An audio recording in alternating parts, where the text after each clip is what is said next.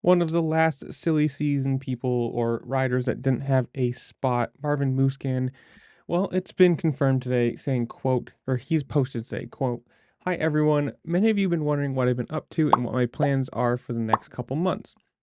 What I know for sure is that I won't be racing the 2024 US Supercross series. I've been taking some good time off to heal my last injury. It's been good. It's been fun to get back on the bike and I love riding. I will give you more news as I can. In the meantime, I hope to see you all at the track for some fun."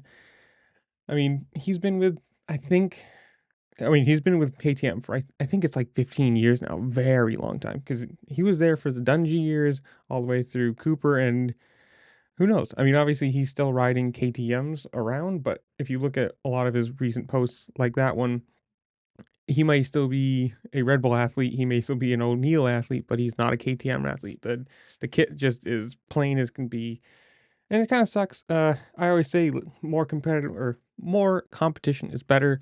I think in the last few years, though, he's really become less competitive. And being a Supercross only contract, now they've got, you know, Chase back there and Plessinger. I don't think it really makes sense to keep him going.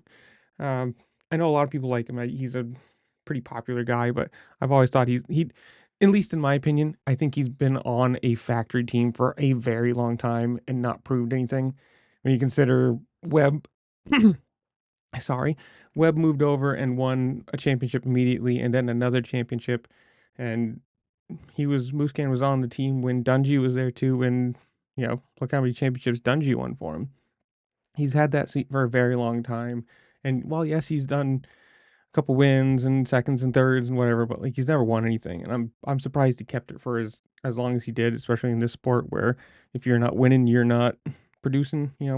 But I don't know. In the comments below, you tell me. Do you think he'll be back next year? Do you think he'll do a couple little races here or there, or maybe find a ride for motocross?